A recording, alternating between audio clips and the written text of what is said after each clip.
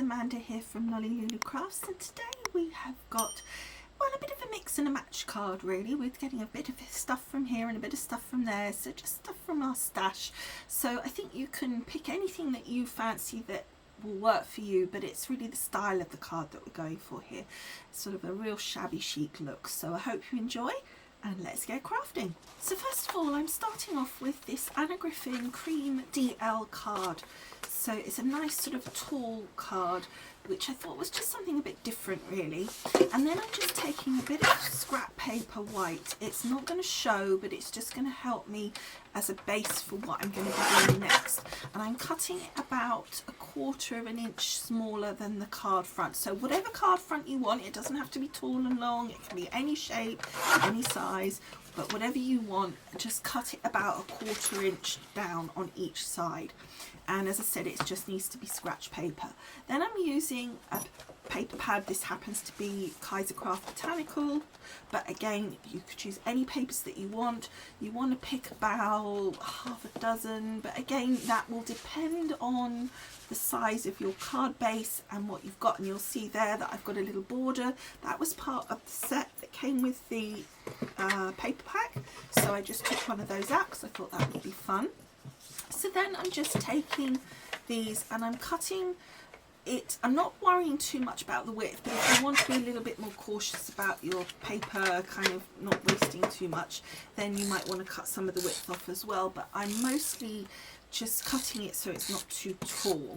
And then I'm starting off at the bottom here, and I sort of sorted my papers into a colour order that I thought looked nice, and patterns and everything.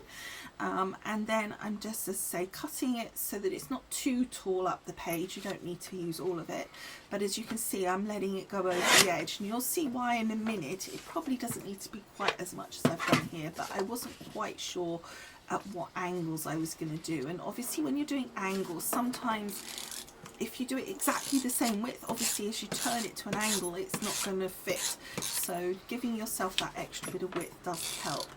When you're putting the tape pen, which is perfectly fine for and strong enough for paper like this, do put a little bit on the edge of the piece of paper that you're putting down, because you can't be absolutely sure that you're going to put the tape pen low enough when you're putting it actually on the base of the card, as it were. So you want to just make sure that edge sticks down as well. So you can see I'm just cutting each piece to sort of roughly the same height. It's not really a big deal. And then I'm just angling them. And what I've had to sort of think in my mind is, this is how many pieces I've got, so how much do I want showing of each piece? And it could be that you have them at different, you know, some are really small and some are much bigger depending on the patterns. Now you'll see here what I'm doing is I'm taking that border and I'm just adding it to the bottom there. You'll also notice that it wasn't quite straight, which is the beauty also of the tape pen. You get a little bit of time. And then I'm just going to add that one across, and I think that just adds a little something, having that scalloped. Now if you haven't got one that has a border in the paper pad, I'm sure you've got a punch or something, or a die that you could create something like that if you wanted to. So it just creates just a nice little effect to this design idea. And you're just gradually making our way up this sort of white piece of paper that we've cut, that's going to be the correct size once we've finished. And we're just adding these pieces, and as I said, I just sorted them out into colour order, and basically my palette was very natural, sort of focusing on the greens and the lilacs, but adding a little bit of the sort of natural tones in as well. It just all worked, because I guess that's the advantage of those paper pads, is that they usually are quite tonal, so pretty much anything you pick up from it will go together. But it's always nice just to fiddle around with your order, and just to, you know, you don't want like necessarily two purpley ones together, so it doesn't look it. But those two lilacs, I call them purple, they're actually lilacs, are very different patterns, but when you see it from a distance you can't really tell. And then the top one, I did actually cut a little bit off the bottom and the top of that particular piece, because I wanted some of the lilac flowers to show on the top of my card, and the bottom part of the paper was nearly all green. So if I'd have put that on first, it wouldn't have had any of the lilac in. And I felt that that really needed that just to bring all of those colours together. That one piece was the piece that was the bit that I felt brought it all together. So what you'll see here is I cut all the edges off, all the scraps, and now we have one piece of card that looks just like a piece of card that's in one pattern, but it looks really cool. I then took this fabulous Stampin' Up! Stamp sets, and again I'll put all the links to products, as I always do, in the blog post for you. And I also use this lovely wisteria ink from Altenew. It went really well with the colours, so I just took that. And then I had a scrap from another one of the Anna Griffin cream cards that was actually a different size, but I used half of it for something else, so I'd cut it, and so I had some left over, so I used a bit of that to stamp onto it my sentiment. Now I wanted to stamp on it that because I wanted the cream to match my card base, and creams and whites you'd think, oh, they're all the same, but they're not, and they really do show if they're different. So I just took a circle die and I die cut that out, and that was easy peasy. And then we took a slightly larger circle die and a lovely piece of vellum, and I die cut that out as well. Now sometimes with vellum and thin papers like this, when you try and put them through the die cutting machine, they don't always cut very well because they're so fine. So you may find, depending on your machine, that you need to put an extra shim in, because it's such a thin piece of paper. You sometimes find it just doesn't get the pressure. So then I took this wonderful set of flowers from Sue Wilson, and these lovely sort of leaves and things from a Tim Holtz set, and I die cut those out. Again, I'll put them in the links for you on the blog post so you know exactly what they are.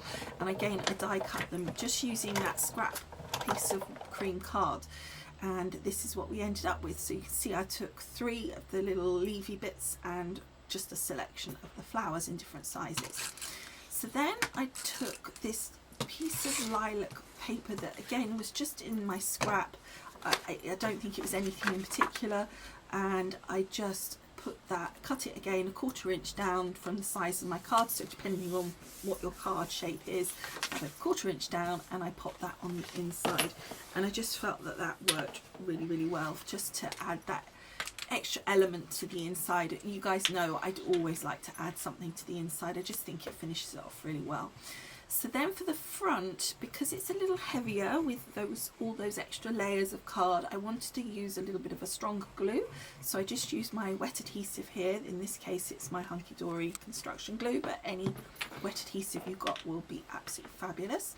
And then we stick that to the front of our card, making sure you do it the way up that you want it to be, because it's very easy without realizing to accidentally flip your card around and you end up having it upside down. Now with this, it probably would still work, in all honesty. It's not a big deal, but if you've got it in your head that you want it a particular way, then you want to make sure that you get it the way you want it. And you could, of course, if you wanted to, cut that a little bit smaller and add another matte, say, of the lilac in there if you wanted, before you put the cream, so it would go cream, lilac, and then you're patterned. I decided I didn't want to do that. So then I'm positioned couple of my flowers, and I positioned my vellum. And then just very lightly bent a couple of the petals up, just to very slightly give them a bit of shape. You can see it's very delicate, hardly moving them at all, but just enough. And then using a little bit of that wet adhesive just in the center only. I don't want to stick them down completely flat, but the wet adhesive is strong enough that even though you haven't stuck the petals down, it should hold them on no problem at all. So you can see I'm just putting, you can just about see, I'm nearly off camera there, but you can see I'm just putting it in the center and popping those in position. I tend to like to work in groups of 3s or singles or 5s, generally odd numbers when you're doing things like that. Now when you put your vellum down, you want to only put your adhesive where you know you're going to add something else on top, because obviously the adhesive will show. Now I'm going to be adding my sentiment circle on that section there, so I know that that piece is going to be covered up. What you might not notice there is on top of it I also then added a blob of glue in the same position, but on top of the vellum, and you can just see that it's very slightly off camera, and I do apologize, but I'm just sticking down my leaves here, and I'm just checking, you know, where I'm going to go. And on this one, you'll see again, I'm lightly putting a little bit of glue on a couple of the leaves, but not on all of them. I'm not going all the way down, so you'll see it's sort of at the top part of the leaves, but not on the bottom part. So the bottom part is still loose and away from the card, and I think that just gives extra dimension and just makes it look nice, but you've got enough strength that it's going to stay in place. And of course, on top of that, you're going to actually add your sentiment, so it's going to hold the little bits down as well. Now my sentiment, I added a little bit of foam, a square on the back, and then I added my wet adhesive and popped it down. Now if you're following along, do not do this now, because I forgot a step. So do not stick your sentiment down. I forgot that I was doing something extra, so I actually needed, luckily because it's wet glue, I was able to remove it. But if you're doing it along with me, then don't stick your sentiment down at this point in time. Now I also noticed that the vellum was slightly sort of curling up, and it was annoying me, so I put another little blob of glue. I knew I was going to add a couple of the flowers at the top there, so I knew that that tiny blob would be sufficiently hidden by one of my little flowers, so I just popped that underneath, and then I added a flower over the top. Again, same principle, just lightly bending those petals up out of the way. And you can see for that one I just used that really teeny tiny one, and it was really nice having the different sizes. So here you can see I've ripped off that sentiment, and I've just taken some twine in this lovely lavender lilac colour, and you kind of curl it up into like a circle around your fingers, and then you kind of just let it drop down into this sort of messy bundle, sort of centering around, coming out from your sentiment there. So the sentiment is going to be holding it in position. You've already got glue down there anyway, because you would have put a blob of glue, so it's going to help. And obviously that piece was a little bit long, but I think it just looks really nice having that lavender come out, and it just adds to that shabby chic look. And that's when you want to put your sentiment down. If you don't want to use the twine, then obviously you could have done it earlier. Then next thing I wanted to do was use these Nouveau drops. This particular one is called Sweet Lilac. However, I was really unclear in my mind where I wanted to position them, so what I actually did to try and help me was, you saw there that I had some little sequins, and I just sort of put them in position, and then as I removed them, I knew that's where I wanted to put the little dots of Nouveau drops, because I just couldn't work out exactly where to do it. And of course, once you've put the drops down, it's not like a sequin with glue, for example, where you could probably hide the glue. You could even probably wipe it off. If it's wet glue, it probably come off quite easily without noticing.